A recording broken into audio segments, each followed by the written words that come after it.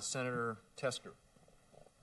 Thank you, Mr. Chairman. I want to thank you for being here today, Mark. I appreciate you coming in. I hope this isn't the last time we see you in front of committee. I know we're approaching 5 hours, so it's been a little tenuous. Some mental gymnastics for all of us, and I just want to thank you for being here. Facebook is an American company, and with that, I believe you've got a responsibility to protect American liberties, central to our privacy. Facebook allowed a foreign company to steal private information. They allowed a foreign company to steal private information from tens of millions of Americans, largely without any knowledge of their own. Who and how we choose to share our opinions is a question of personal freedom. Who we share our likes and dislikes with is a question of personal freedom. This is a troubling episode that completely shatters that liberty, so that you understand the magnitude of this. Montanans deeply concerned, they are deeply concerned with this breach of privacy and trust. So you've been at this for nearly 5 hours today.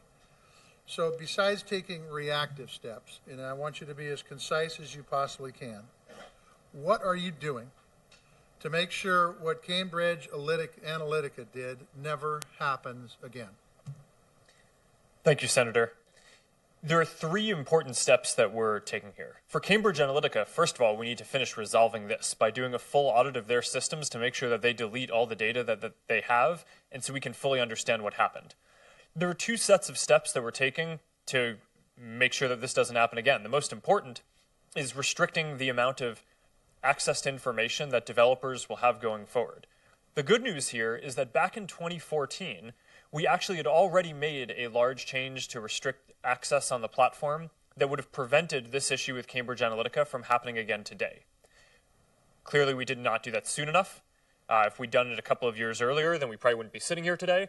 But this isn't a change that we had to take now in 2018. It's largely a change that we made back in 2014. Okay. There are other parts of the platform that we also similarly can lock down now to make sure that other issues that might have been exploited in the future won't be able to. And we've taken a number of those steps, and I've outlined those in my written statement as well. I appreciate that, and you feel confident that the actions you've taken thus far, whether it was the ones back in 2014 or the one that you just talked about locking down the other parts, will adequately protect the folks who use Facebook? Senator, I believe so, okay, although security is never a solved problem. That's all I need. You talked about a full audit of Cambridge Analytica systems. Can you do a full audit if that information is stored somewhere, some other country? Senator, if right now we're waiting on the audit because the UK government is doing a government investigation of them, Okay, and I do believe that the government will have the ability to get into the systems even if we can't. If information is stored in the UK, but what if it's stored in some other country? What if the information is stored in some other country? Is an audit even possible? Well, Senator, we believe a bunch of the information that we will be able to audit. I think you raise an important question, and if we have issues, then if we are not able to do an audit to our satisfaction, we are going to take legal action to enable us to do that. And also I know that the UK and US governments are also involved in working on this as well. I don't really, I'm telling you, I have faith in the US government. I really actually have faith in the UK too. There have been claims that this information is being stored in Russia. I don't care. It could be stored anywhere in the world. I don't know how you get access to that information. I'm not as smart as you are about tech information. And so the question really becomes, and I got to move on, but the question is, I don't see how you can perform a full audit if they've got stuff stored somewhere else that we can't get access to. That's all. Maybe you have other ideas on how to do that. Well, I think we'll know once we get in there whether we feel like we can fully investigate everything. Just real quickly, Senator Schatz asked a question earlier about data and who owns the data. I want to dig into it a little bit more. You said, and I think multiple times during this hearing, that I own the data on Facebook if it's my data. Yes. And I'm going to tell you that I think that sounds really good to me.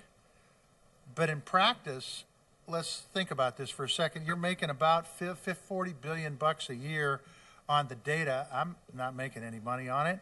it feels like you own the data. And in fact, I would say that the data that was breached through Cambridge Analytica, which impacted, and correct me if these numbers are wrong, some 80 million Americans, my guess is that few, if any, knew that that information was being breached. If I own that data, I know it's being breached.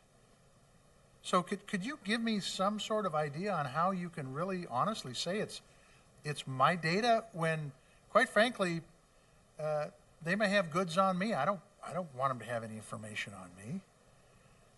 Senator, when I say if I own it, I can stop it. Yes. So, Senator, when I say it's your data, what we mean is that you have control over how it's used on Facebook.